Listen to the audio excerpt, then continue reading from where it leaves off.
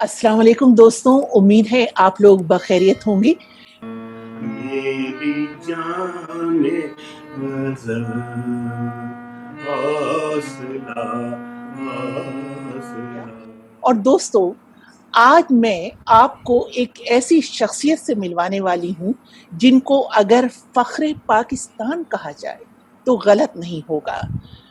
जो बज़ाहिर तो क़ुव्वत बीनाई से महरूम हैं, मगर काबिलियत, सलाहियत और तख़य्युलात की क़ुव्वत परवाज़ ऐसी है कि अज़्म हौसले और बीनाई रखने वाले भी उनके सामने शर्मा जाएं। कामयाबियों की फहरिस्त इतनी तवील है कि अगर मैं गिनवाने बैठूं तो कई घंटे गुजर जाएंगे।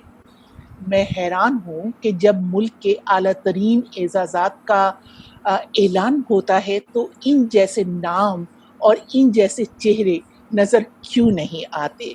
स्कूलों के निसाब में डॉक्टर शेख मोहम्मद इकबाल का नाम क्यों नहीं। प्रोफेसर डॉक्टर शेख मोहम्मद इकबाल माहिर तालीम हैं, शायर हैं, अदीब हैं, अफसाना निगार हैं, मुतरज्जिम हैं, समाजी कारकुन हैं। इन्होंने एमए इंग्लिश और उर्दू दोनों में मास्टर्स कर रखा है और पहले नाबीना एमफिल हैं, गोल्ड मेडलिस्ट हैं, पहले नाबीना गोल्ड मेडलिस्ट हैं, पहले नाबीना पीएचडी हैं, पहले नाबीना लेक्चरर हैं। तवील फहरिस्त है, तकरीबन 6-7 सफ़ों पर बिखरी हुई, तो मैं इस पे साथ-साथ बात करती रहूँगी। मेरे लिए बहुत ज़्यादा काबिल एहतराम इसलिए भी हैं कि वो भी मेरी तरह एक उस्ताद के बेटे हैं। उनके वालिद शेख अल्लादिया और मेरे वालिद पहले खुशाब हाई स्कूल में साथ रहे और उसके बाद खुशकिस्मती से सरगोदा के हाई स्कूल में भी साथ रहे। और सबसे बड़ी बात ये कि सैटेलाइट टाउन में उनका घर हमारे घर से चंद मिनट्स के फासले पर था। वो इंग्लिश में माशाल्लाह से मास्टर्स कर चुके थे, जो उस ज़माने में ज़ाहिर है कि बहुत बड़ी कामयाबी थी। हमारे कॉलेज में ये होता था कि अक्सर जो थे इंग्लिश के असातिज़ा नहीं हुआ करते थे, तो जब भी मुझे किसी मदद की ज़रूरत होती थी तो मैं इकबाल भाई के पास पहुंच जाया करती थी।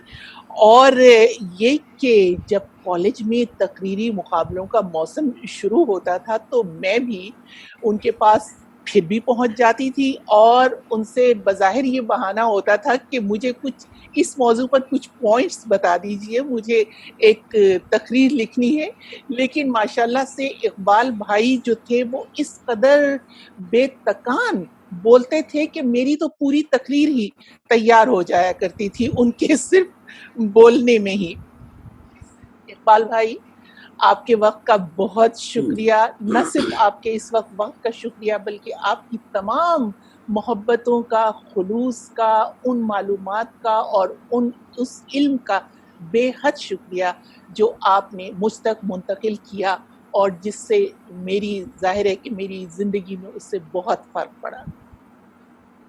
जिस खूबसूरती से आपने अपनी मोहब्बत का इजहार किया है, मुझे ऐसा लगा है कि मुझे एक और नई जिंदगी मिल गई है और जितनी उम्र मैंने गुजारी है उसमें शायद उतना ही इजाफा हो गया है।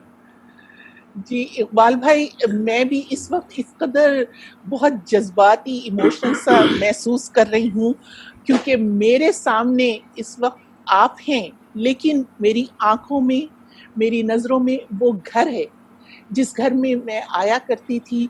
और आपके वालिद अमूमन दरवाज़ा खोला करते थे और दरवाज़ा खोलते ही बड़ी मोहब्बत से ये कहा करते थे कि आओ आओ बेटी, इकबाल घर में ही है, अपने कमरे में है। और जब मैं आपके कमरे में आती थी तो आप अपने ब्रेल में बिल्कुल डूबे हुए नज़र आ रहे होते थे, कुछ ना कुछ पढ़ रहे होते थे। वो ज़माना गुज़र गया, पता नहीं कैसे बीत गया, लेकिन इकबाल भाई मुझे लग रहा है वो सब ज़माने बिल्कुल इर्द-गिर्द हैं, हमारे सामने हैं। ज़माने बीतते नहीं हैं, ज़हनों में महफूज हो जाते हैं और उनकी यादें उनको उससे भी बेहतर बनाती हैं जो हकीकत में थे। जब आप एक चीज़ को बहुत दूर से देखते हैं और नज़रें वापसी डालते हैं तो उसका हुस्न और बढ़ जाता है, क्योंकि उसमें एक माजी की मोहब्बत होती है और एक आपका तजुर्बा होता है جو چیزوں کو اور خوبصورت بنا دیتا ہے. کوئی شک نہیں اقبال بھائی، یہ یادیں جو ہیں یہ واقعی آپ کی زندگی کو خوبصورت بناتی ہیں ہوں گے، لیکن وہ جی گھر بڑے نہیں تھے، لیکن دل کتنے بڑے ہوا کرتے تھے. دل کا کچھ حصہ میں نے سنبھال کے رکھا ہوا اچھا ہے. تو اقبال بھائی یہ بتائیے، ویسے تو آپ کی ماشاءاللہ سے اس قدر طویل فہرست ہے، اس پہ بھی میں بات کروں گی، لیکن جی آج کل کیا ہو رہا ہے؟ آج کل یہ میں مکان جس میں میں رہ رہا ہوں اس کی اپر سٹوری میں کنسٹرکٹ کر رہا ہوں، کیونکہ میں پرانے مکان میں نے نابینا بچوں کو ساتھ رکھا ہوا تھا. اب چونکہ میں یہاں، میری بیوی اکیلی ہو گئی، میرا بیٹا تابش اسلام آباد چلا گیا اپنی سروس کے سلسلے میں ان نابینا بچوں کو لے کر آؤں گا اس مکان میں، اور بچیوں کو بھی. اور میرے پاس بینا لکھنے والی بچیاں ہیں جو پڑھتی ہیں، ریکارڈ کرتی ہیں نابیناؤں کے لیے، کتابیں نابیناؤں کے لیے تیار کرتی ہیں، اور ہم مختلف سرانجام دیتے ہیں اپنے مقاصد، اور سوئی چھڑی کا کام بھی وہیں ہوتا ہے. تو اب وہ اس طرح ہوا کرے گا نئے مکان میں.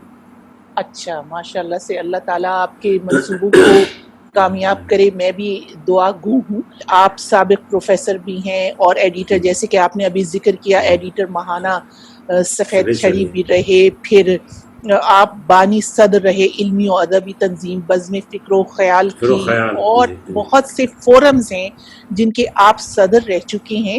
مجھے یہ بتائیے کہ یہ سب ممکن کیسے ہوتا ہے؟ مجھے تو لگتا ہے کہ وقت کو آپ نے اپنے تابع کر لیا ہے. وہ جیسے لگتا ہے نا کہ آتے ہیں غیب سے یہ مضامین خیال میں، تو یہ کام بھی غیب سے ہوتے ہیں. اور جب آپ کا ایک جذبہ ہو، شوق ہو، تو شاید ایک دن کئی مہینوں میں تبدیل ہو جاتا ہے، ایک لمحہ طوالت اختیار کر لیتا ہے. وقت تھوڑا بھی ہو وہ بہت طویل ہو جاتا ہے، کیونکہ آپ کے اندر جذبوں کی طوالت اور جذبوں کی جسامت اور ان کا میگنیچیوڈ موجود ہوتا ہے.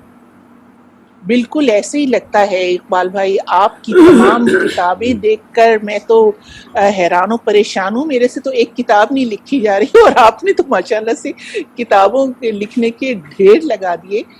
یہ بتائیے اقبال بھائی، جب آپ نے اپنا یہ سفر شروع کیا تھا زندگی کا، اس وقت اتنی آسانیاں نہیں تھیں، بہت مشکلات آپ کو آئی ہوں گی یقیناً. تو کیسے کچھ تھوڑا سا، کیونکہ جب آپ نے اتنا لکھا تو اس کے لیے پڑھنا بھی بہت پڑتا ہے. دیکھیے، ایک جذبہ ہوتا ہے. جب مجھے نظرانہ بند ہوا تو جو ہمارے بعض رشتہ دار تھے جن کے ساتھ کوئی رکاوٹیں چل رہی ہوتی ہیں، وہ کہتے تھے کہ میرے فادر کو کہ اب تمہارا بیٹا بھیک مانگے گا اور کیا کرے گا. تو بلکہ شاید آپ کو پتا ہو کہ جب میرا دوسرا بھائی نابینا ہوا اور تیسرا بھائی بھی نظر کھو بیٹھا، تو میرے والد صاحب خودکشی کرنے جا رہے تھے. میں نے اس کا ذکر اپنی کئی تحریروں میں کیا ہے. اور وہ رات کو جب اٹھے تو میں نے انہیں روکا. میں نے کہا ابا جی، حالانکہ میری عمر 10-11 سال تھی، میرے فادر نے خود اپنے ایک مضمون میں یہ تحریر کی ہے کہ اگر آپ خودکشی کریں گے تو خودکشی تو ہم کر رہے ہوں گے، زندگی ہماری ختم ہو جائے گی. تو ان کو ایک حوصلہ ہوا، اور انہوں نے مجھے، میں سمجھتا ہوں کہ 12 گھنٹے 14 گھنٹے وہ مجھے پڑھ کر سناتے رہے، اور بریل میں چیزیں منتقل ہوتی رہیں. پھر ہم بریل میں لندن سے، ہماری ایک لائبریری ہے لندن میں، انہوں نے مجھے Royal institute for the blind مجھ سے یہ رعایت کی کہ مجھے وہ زیادہ کتابیں بھیج دیا کرتے تھے. وہ ویسے 2 بھیجتے تھے، مجھے 10-12 کتابیں بھیج دیتے تھے.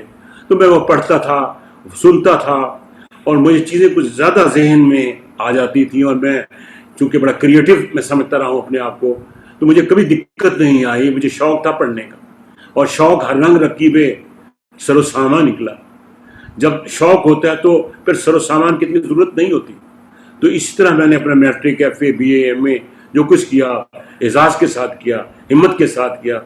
اور پھر مجھے آپ کو معلوم ہے کہ جاب جس طرح ملی، تو وہ بھی یہ تھا کہ میں چونکہ پہلا نابینا تھا، جس نے ماسٹرز کیا تھا انگلش میں، اور پھر اتفاق ایسا تھا کہ میں انگلش میں اظہار اچھی طرح کر لیتا تھا، بول لیتا تھا. تو وہ اس زمانے میں مجھے اندازہ ہے، میں تو آپ سے پوری ڈیبیٹ لکھوا لیتی تھی. جی. تو وہ انہوں نے بس دیا. تو بس اللہ کا کرم ہوتا ہے، ساتھ ساتھ ایک ہمت ہوتی ہے، ایک اللہ تعالیٰ کا کرم ہوتا ہے، ایک تسلسل ہوتا ہے. اگر آپ کی جد و جہد میں تسلسل رہے اور کہیں مایوسی آپ نہ آپ کا پیچھا کرنے لگے، اور اگر مشکلیں آئیں بھی تو انہیں سمجھا جائے کہ یہ وقتی مشکلات ہیں، انہیں حل ہو ہی جانا ہے۔ میں نے بے پناہ مشکلات برداشت کی ہیں، میں نے اپنی سوانح پردہ سیوی میں آپ کو کبھی بھجواؤں گا بھی، اس میں اس کا ذکر بڑی تفصیل سے کیا اپنی پوری زندگی کے حوالے سے، وہ میری آٹو بایوگرافی ہے، تو اس سے میں تمام بتایا کہ کیا کیا مشکلات مجھے آئیں اور کس طرح جاب ملی، جاب کے بعد کیا کیا مشکلات آئیں، لیکن مشکلیں اتنی بڑی مجھ پر کہ آسان ہو گئیں۔ جی بالکل، میں سمجھ سکتی ہوں اقبال بھائی کہ آپ کن مشکلوں سے گزرتے رہے ہوں گے، بالکل سمجھ میں آنے والی بات ہے۔ پھر آپ نے ماشاءاللہ سے پی ایچ ڈی بھی کیا؟ جی میں نے پی ایچ ڈی کیا۔ تو وہ اس کا کیا موضوع تھا؟ اس کا تھیسس تھا impact of British poets over Iqbal. اچھا، واہ، اقبال پر مغربی برطانوی شعراء کے اثرات، تو میں نے کوئی 12-13 شاعر جو تھے ان کا اثرات کا ذکر کیا اور نشاندہی کی کہ اقبال ان سے متاثر تھے اپنی تحریروں میں، اپنی نظموں میں، اپنی کلام میں، اور اس کی میں نشاندہی کی ہے، اور اس لیے مجھے انگریزی ادب تفصیل سے پڑھنا پڑا، all the poetical works of all these poets، اور اقبال کو بھی میں نے اس کا پرشین کلام پڑھا، سارا جوش آیا کہ اقبال نے بھی مجھے بہت متاثر کیا، کیونکہ وہ ہمت دلانے والے کی شخصیت تھی وہ۔ اور آپ مجھے جاوید اقبال، جیسے جاوید اقبال نے ایک بار لکھا تھا، وہ مجھ سے خط وغیرہ لکھتے رہے، کیونکہ میں نے ایک کتاب لکھی تھی اقبال بحضور اقبال، تو انہوں نے مجھے بتایا کہ آپ شاید آپ کو معلوم ہوگا کہ علامہ اقبال کی ایک آنکھ سے، صرف علامہ اقبال ایک آنکھ سے دیکھ سکتے تھے، اور انہیں ایک آنکھ سے نظر نہیں آتا تھا، اور آخری دنوں میں وہ آنکھ بھی ختم ہو گئی تھی، وہ صرف لکھوایا کرتے تھے۔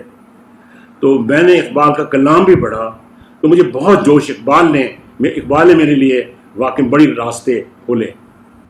تو اب اس وقت اتفاق سے شاعری کی بات ہو رہی ہے اقبال بھائی، تو آپ کی تو ماشاءاللہ سے شاعری پہ یہ میں پڑھ رہی تھی کہ بہت کتابیں ہیں، ساحل تشنہ لب، سوالیہ نشان، ایک ہم سفر اچھا لگا، یہ کافر دل نہیں مانا، یہ، اور آپ نے اس میں پنجابی میں، فارسی میں بھی کی ہے شاعری کی ہے؟ جی میں نے کی ہے نا؟ جی تو اقبال بھائی بات تو ہم آپ سے کرتے رہیں گے، باتیں تو آپ سے بہت ہی کرنے والی ہیں، لیکن یہ تھوڑی سی، کیونکہ اب علامہ اقبال کا ذکر ہو گیا، تو یہ ایک آپ کی کتاب کا مجھے ایک جو ہے اس کا ٹائٹل یا کہنا چاہیے، وہ مجھے بہت لگ رہا ہے کہ ایک ہم سفر اچھا لگا۔ یہ بتائیے کہ یہ کون سے والے ہم سفر کی داستان ہے؟ یہ میں آپ کو نہیں بتاؤں گا، اچھا یہ میرا ذاتی مسئلہ ہے، یہ اب نقاد کا کام ہے کہ وہ تلاش کرے۔ اچھا، تو مطلب یہ اپنی ہماری بھابھی صاحبہ کے لیے نہیں ہے، میں یہ سمجھ گئی۔ بھابھی صاحبہ کے لیے بھی تھا، اچھا، وہ بھی میری ہم سفر ہے، اور ہم نے شاید آپ آتی تھیں اس وقت بھی جب میری شادی ہوئی۔ جی بالکل بالکل۔ تو وہ ویسے اتفاق سے میری جو وائف تھیں وہ میری شاگرد بھی بن گئی تھی، اور تو پہلے شادی سے پہلے بن گئی تھی، تو ہماری محبت کی شادی تھی، ایک دوسرے کو ہم نے خوب، لیکن ایک ہم سفر تو نہیں چاہیے ہوتا نا، بہت سے ہم سفر ہوتے ہیں۔ نہیں بالکل صحیح ہے۔ تو ہمیں آپ سے غزل سنیے اقبال بھائی، آپ اسی کتاب میں سے سنائیں گے اپنی کوئی غزل؟ یہ دیکھیے، یہ جو آپ نے ایک ہم سفر اچھا لگا ہے نا، اس میں پہلے ایک شعر میں آپ کو سناتا ہوں اسی سے، اور میں سمجھتا ہوں اس کی زندگی شاید مجھ سے زیادہ بڑی ہو۔ منزلوں کی بات چھوڑو، کس نے پائی منزلیں، منزلوں کی بات چھوڑو کس نے پائی منزلیں، ایک سفر اچھا لگا، ایک ہم سفر اچھا لگا، ایک سفر اچھا لگا، ایک ہم سفر اچھا لگا۔ اور ایک اور شعر کسی اور کتاب کا ہے، میں سمجھتا ہوں وہ بھی زندہ شعر ہو سکتا ہے۔ وہ شعر میں یہ دیکھ رہا ہوں کہ تیرے وجود کی نس نس سے آنکھ جھانکے گی، تیرے وجود کی نس نس سے آنکھ جھانکے گی، اگر ہے ذوق تماشا نظر کی بات نہ کر، اگر ہے ذوق تماشا نظر تماشا کی بات نظر کی بات میں کر. واہ اور اب میں آپ کو یہ کافی دل نہیں مانا سے ایک غزل پیش کر رہا ہوں, سنا رہا ہوں آپ کو. جی ارشاد. مجھے لگا کہ میری زندگی تماشا ہے, مجھے لگا کہ میری زندگی تماشا ہے, صدائی آئی کہ ہر آدمی تماشا ہے. واہ واہ, کیا حقیقت پہ مبنی شعر ہے. صدا یہ آئی کہ ہر آدمی تماشا ہے. واہ. تمام شہر نظر کے بغیر چلتا ہے, تمام شہر نظر کے بغیر چلتا ہے آنکھ میں جو میری روشنی تماشا ہے. واہ. جو آنکھ میں ہے میری روشنی تماشا ہے. نظر لگی ہے میرے ذوق کو زمانے کی. یہ میں بیل سے پڑھ رہا ہوں اس لیے تھوڑی دقت بھی ہو جاتی ہے بعض اوقات. نظر لگی ہے جی ہاں, نظر لگی ہے میرے ذوق کو زمانے کی, میری نظر میں ہر ایک دلکشی تماشا ہے. میری نظر میں ہر ایک دلکشی تماشا ہے. ہر ایک شہر کی تقدیر میں اندھیرے ہیں, ہر ایک شہر کی تقدیر میں اندھیرے ہیں. یہ چاند کھیل ہے کیا, چاندنی تماشا ہے. ہر ایک شہر کی تقدیر میں اندھیرے ہیں. یہ چاند کھیل ہے کیا, چاندنی تماشا ہے. اسے تو تیرے سوا کچھ نظر نہیں آتا, واہ. اسے تو تیرے سوا کچھ نظر نہیں آتا, میری نظر کی یہ سادہ دلی تماشا ہے. واہ واہ واہ. اسے تو تیرے سوا کچھ نظر نہیں آتا, میری نظر کی یہ سادہ دلی تماشا ہے. واہ. تمام عمر لگی پھر ذرا سمجھ آیا, تمام عمر لگی پھر ذرا سمجھ آیا. یہ دل لگی ہو کہ دل کی لگی تماشا ہے. واہ واہ واہ واہ. تمام عمر لگی پھر ذرا سمجھ آیا. یہ دل لگی ہو کہ دل کی لگی تماشا ہے. یہ دل لگی ہو کہ دل کی لگی تماشا ہے. ہزار شکر, اگلا شعر ہے. ہزار شکر کہ یہ بات تو سمجھ آئی, ہزار شکر کہ یہ بات تو سمجھ آئی, تمہارا جبر میری بے بسی تماشا ہے. واہ واہ. ہزار شکر کہ یہ بات تو سمجھ آئی, تمہارا جبر میری بے بسی تماشا ہے. اور آخری شعر ہے. میں ایک ایسے جہاں میں پہنچ گیا ہوں جہاں, میں ایک ایسے جہاں میں پہنچ گیا ہوں جہاں اندھیرا کھیل ہے اور روشنی تماشا ہے. واہ. اندھیرا کھیل ہے اور روشنی تماشا ہے. واہ اقبال بھائی, بہت ہی اچھی غزل آپ نے سنائی. تعارف اتنا طویل ہے کہ کچھ چیزیں ذہن سے نکلی چلی جا رہی ہیں کہ آپ تو ماشاءاللہ گاتے بھی بہت اچھا ہیں, اور آپ نے غزل ہمیں اس میں سنا دی تحت اللفظ میں. لیکن اقبال بھائی تیار رہیے گا, 2 غزلیں آپ سے ہارمونیم پر سننی ہے. جی میں سناؤں گا جب آپ. تو اقبال بھائی آپ نے پھر اس کو نثر کو بھی اپنایا, اور میں یہ دیکھ رہی ہوں کہ کتابوں کے نام کے ذوق تماشا, کب رات بسر ہوگی, آشوب آگہی, مجھے ہے حکم اذاں. ایک آپ کی کتاب مجھے بہت وہ لگ رہی ہے کہ اس میں مجھے لگ رہا ہے کہ معلومات کا بہت ہی ڈھیر ہوگا, خزانہ ہوگا. ڈپریشن, علامات, اسباب اور علاج. یہ کتاب بہت پڑھی گئی ہے. بہت پڑھی گئی ہے نا, مجھے لگ رہا ہے. دیکھیے میں نے بھی اسی کو انڈر لائن کیا تھا. اصل میں ہم سب اس کے کبھی کبھی شکار ہو جاتے ہیں نا.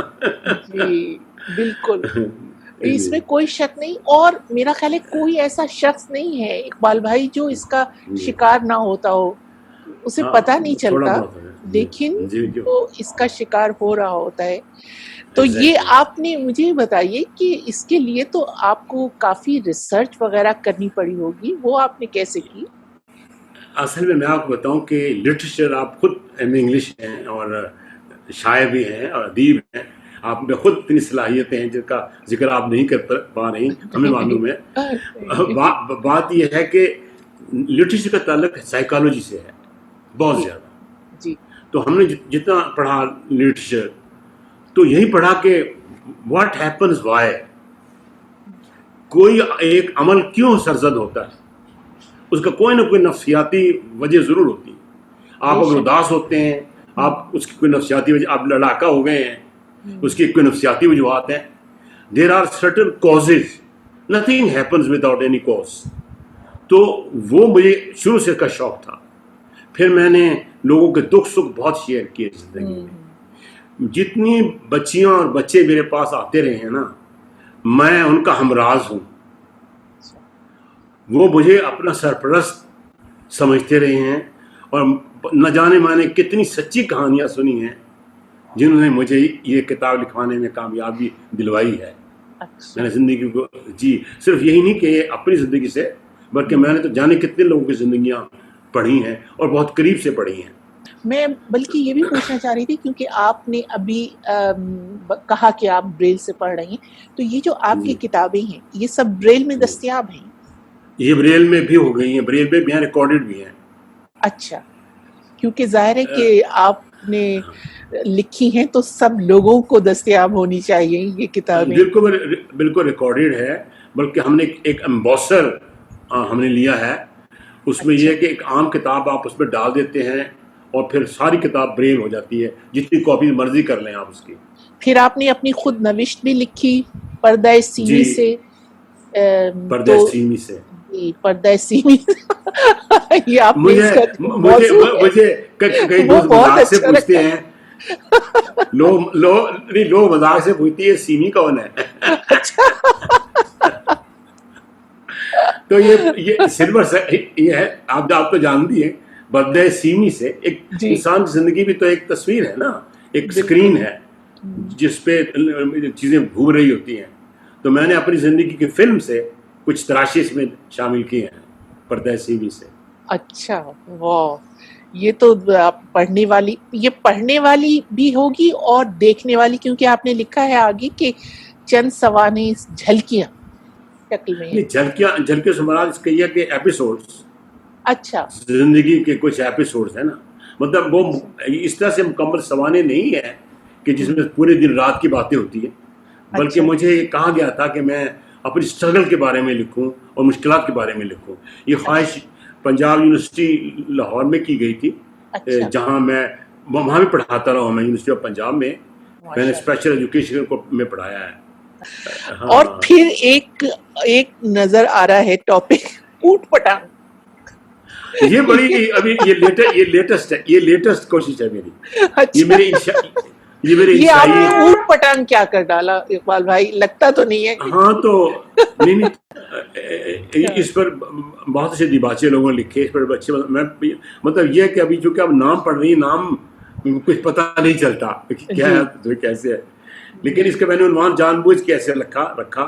لیکن احباب یہ کہتے ہیں کہ اس میں تو بڑی سنجیدہ چیزیں ہیں. اچھا چلیے، اچھی بات ہے یہ تو کہ موضوع دیکھ کر ایک دم آدمی چونکتا ہے کہ یہ کیا چیز ہے. یہ جو ہے اوٹ پٹانگ، یہ بالکل اقبال بھائی کی شخصیت سے تو میل نہیں کھاتی. میرے اندر بھی اوٹ پٹانگ موجود ہے. اچھا، آپ کبھی جان کے تو دیکھیے. اچھا، تو یہ کیا ہے اقبال بھائی؟ آپ صدر رہے ہیں thinkers forum for social uplift. Iqbal بھائی، یہ سوشل اپلفٹ سے آپ کے ذہن میں کیا تھا؟ اس میں یہی تھا کہ ہم کام کریں، معذورین کی زیادہ میرے ذہن میں تھا کہ جو ڈسیبلڈ لوگ ہیں ان کی اپلفٹ کریں. جب آپ ان کی اپلفٹ کریں گے تو پھر they are part of society also. ہاں، اس کا کوئی مزید مطلب نہیں تھا، بلکہ ویلفیئر کا ہی مطلب تھا. ویلفیئر مطلب زیادہ تر جو اپنی کوئی جسمانی معذوری ہے، جن لوگوں میں معذوری ہے، ان کے حوالے سے زیادہ تھا یہ. ہاں جی. تو چلیے اچھا اقبال بھائی، اور بھی آپ سے باتیں ہوں گی، آپ کی تو پورا میرے پاس لسٹ ہے، لیکن اب ہمیں آپ ایک ترنم میں کوئی ایسی غزل سنائیے جو آپ سمجھتے ہوں کہ یہ آپ کی حاصل زندگی ہے. یہ تو میں فیصلہ نہیں کر سکتا کہ کون سی وہ حاصل زندگی اچھا، ہے. تو میری تو فرمائش ہے کہ کوئی غزل جو آپ نے ہماری بھابھی صاحبہ کے لیے لکھی ہو. بھابھی صاحبہ ہماری غزلیں گم ہو گئی. کیا یہ کیا بات ہوئی؟ مل نہیں رہی. اقبال بھائی دیکھیں یہ زیادتی ہے بالکل. تو ایک غزل ہے میں آپ کے سامنے پیش کرتا ہوں.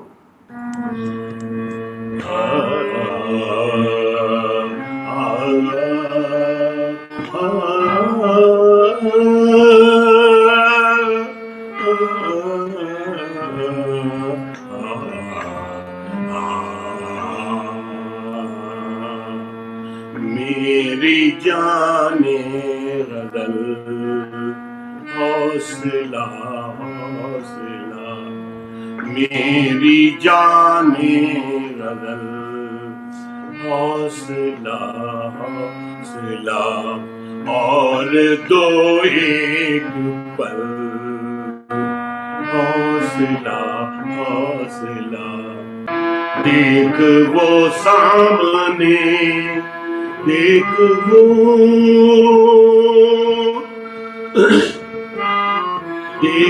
وہ سامنے، دیکھ وہ سامنے، روشنی سی کوئی دو گھڑی اور چل حوصلہ حوصلہ، میری جان غزل حوصلہ حوصلہ.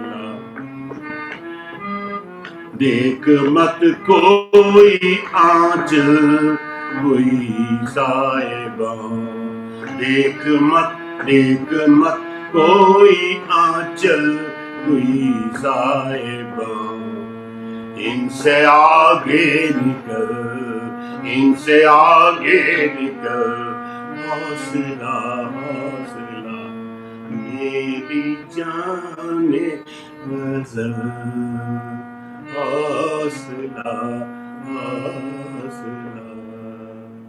واہ اقبال بھائی، بہت اچھی غزل آپ نے سنائی، میری جان غزل حوصلہ حوصلہ، بہت اچھا. اور آپ نے ہارمونیم بعد میں سیکھا ہے نا؟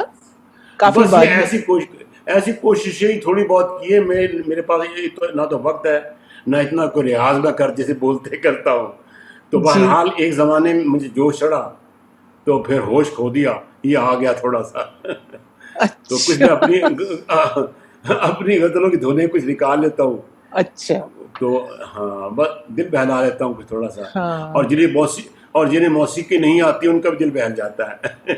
میں اقبال بھائی یہ پڑھ رہی تھی کہ آپ نے یہ جو نابیناؤں کی ملک گیر تحریک ہے، پاکستان ایسوسی ایشن آف دا بلائنڈس، تو اس کے آپ صدر بھی رہے.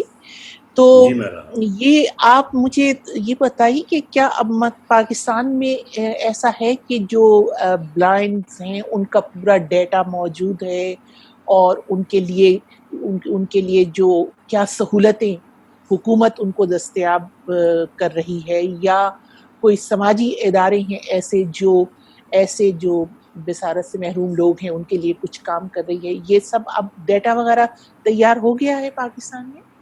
ڈاٹا بڑی حد تک موجود ہے، اور میں سمجھتا ہوں کہ نابیناؤں کے لیے خاصی سہولتیں موجود ہیں. اچھا. کچھ کتابیں بھی ایک حد تک مل جاتی ہیں، اور 2% اور 3% کوٹا جو ہے وہ بھی اویلیبل ہے سروسز میں. اور خود ہمارے اپنے ادارے سے میں سمجھتا ہوں کوئی 1000 کے قریب بچے اب جاب کر رہے ہیں جنہیں ہم نے پڑھایا ہے. اچھا، تو مختلف مطلب آپ نے جو اسٹیجز سے. اسکول کھولا ہوا تھا وہ وہاں سے؟ ہاں جی، اس کے اپنے بچے. اچھا. اور ہم نے بہت سو کو ایم اے کروایا. ہمارے کئی تو لیکچرر ہیں جن کو ہمارے ادارے میں تھے، تو وہ لیکچرر ہیں اور مختلف اور شعبوں میں کام کر رہے ہیں. ایک وکیل ہیں، وکالت کر رہے ہیں. تو وہ ہم نے کوشش یہ کی، اور اب واقعی حکومت کی توجہ یقیناً ہے، اور ہر تحصیل میں ایک ادارہ موجود ہے جتنی بھی ڈسیبلٹیز ہیں ان کے لیے. لیکن چونکہ یہاں تعلیم کا زوال ہر ایک کو آیا ہوا ہے، اس لیے وہ معذرین کو بھی آیا ہوا ہے۔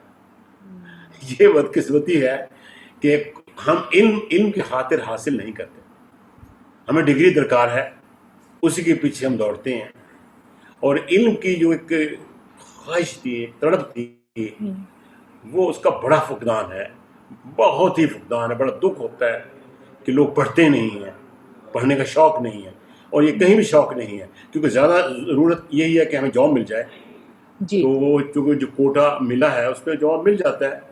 اور اب پی ایف ایف بھی ایک ادارہ ہے اسلام آباد میں، تو وہ لوگ بہت سی کتابیں ریکارڈ کی ہیں، ہزاروں کی تعداد میں، تو یہ بچے کیسٹ کے ذریعے سے ان کو سن لیتے ہیں۔ تو اقبال بھائی، وہاں پر اب آپ سمجھتے ہیں لوگوں میں یہ شعور آ گیا ہے کہ اگر کوئی سفید چھڑی لیے ہوئے سڑک پہ آ رہا ہے تو اس کو جگہ دینی ہے، اس کو سڑک پار کروانی ہے، اس کی اگر اسے کسی مدد کی ضرورت ہے تو وہ کرنی ہے؟ کیا یہ شعور آ گیا؟ یہ شعور تو شاید اگلے 50-100 سال ہی میں آ سکتا ہے، یہ ابھی کوئی خاص نہیں آیا۔ یہاں تو جو بینا حضرات بینا کو ٹکرے مارتے پھرتے ہیں، نابینا کو کون سنبھالے گا؟ I'm sorry to say all that, things are so tense over hair.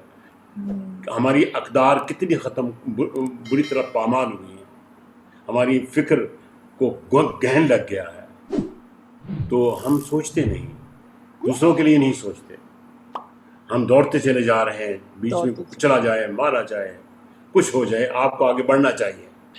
Society, کوئی بھی سماج اسی وقت ترقی کرتا ہے، اسی وقت آگے بڑھتا ہے جب وہ اپنے سے کمزوروں کو ساتھ لے کر چلے۔ ایگزیکٹلی بہت تو وہ یہاں تو تو دیکھیے نا، آپ جانتی ہیں کہ جس پالیسی پہ آج دنیا بھی چل رہی ہے، سروائیول آف دا فٹسٹ۔ آپ ریحان اظہر صاحب کو شاید جانتی ہوں گی، یہ ریڈیو پہ بڑا کام کرتے ہیں، تو انہوں نے ایک مضمون میرے بارے میں لکھا تھا، the hero who was not سنگ، ہو ہیز ناٹ بین سنگ۔ تو ان کا یہ خیال بالکل اقبال بھائی، آپ کا تو جو پورا ہے ماشاءاللہ سے، جو آپ کا پروفائل ہے اور سوانح عمری ہے، وہ تو نصاب کی کتابوں میں ہونی چاہیے۔ کس قدر کام آپ کر چکے ہیں، اور مطلب ایک چراغ ہے اور روشنی پھیلے جس کی ضرورت ہے۔ اندھیرے اتنے زیادہ ہیں کہ اس روشنی کی ضرورت ہے بہت زیادہ۔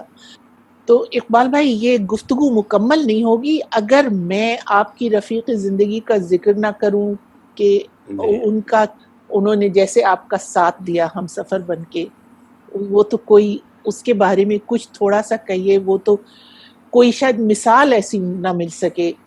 مجھے بڑا فخر ہے کہ میری رفیق حیات مجھے اس نے اچھی طرح جان کر مجھ سے شادی کی تھی، ہم دوسرے کو جانتے تھے، اور اس کے بعد وہ میرا ساتھ دیتی رہی، ابھی تک میرے ساتھ ہے، اللہ تعالیٰ ان کو اور زندگی دے۔ اگرچہ وہ ڈائبیٹک ہے، ہم نے پریشان آج کا تھوڑا، تو انہیں تھوڑے مسائل ہیں، لیکن یہ ہے کہ انہوں نے بڑا کردار ادا کیا۔ اگر آپ کو گھر سے سکون ملے نا، آپ یہ سمجھیں کہ میرا گھر محفوظ ہے، تو پھر آپ کو اب بہت کچھ کر سکتے ہیں اور ناامید نہیں ہوں گے۔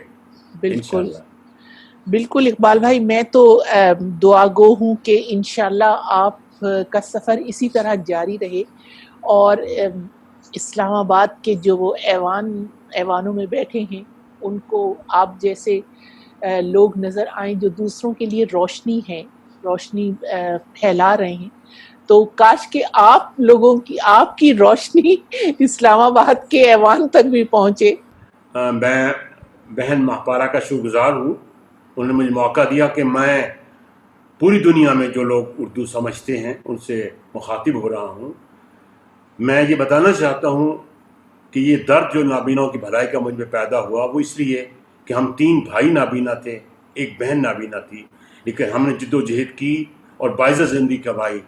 اس نے مجھے یہ باور کروایا کہ اگر کسی نابینا کی مدد کی جائے تو اسے بینائی تو واپس نہیں ملے گی، مگر زندگی اسے واپس مل جائے گی۔ میں نے اس سلسلے میں اپنی پوری زندگی صرف کی ہے، کوئی 50 سال سے میں کام کر رہا ہوں۔ اس میں 1000 سے زیادہ بچے ایسے ہیں جو اپنا جاب کر رہے ہیں۔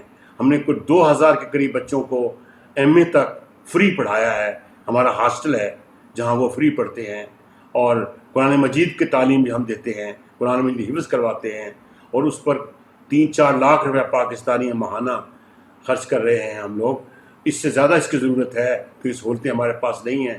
ایک زمین 9 کنال ہمیں حکومت نے دی ہے, اس میں کچھ کمرے ہم نے بنوائے ہیں, مزید بنوانے ہیں. تو آپ حضرات اگر تھوڑا سا حصہ بھی اس پہ ڈال دیں تو یہ بہت بڑا کردار اس پہ آپ ادا کر سکتے ہیں. نابینا بچوں کو زندگی دے سکتے ہیں, اپنے اللہ کو بنا سکتے ہیں, اور انشاءاللہ آپ لوگ ظلم مت کریں گے. جی اقبال بھائی, اگر آپ چاہیں تو اپنا کوئی کانٹیکٹ نمبر وغیرہ دے سکتے ہیں تاکہ لوگ آپ سے رابطہ کر سکیں. ہاں, تو میرا نمبر ٹیلی فون کا تو یہی ہے 0300 448 9399. 0300 448 9399. واٹس ایپ پہ بھی یہی ہے. مجھے آپ کی رائے کا انتظار رہے گا.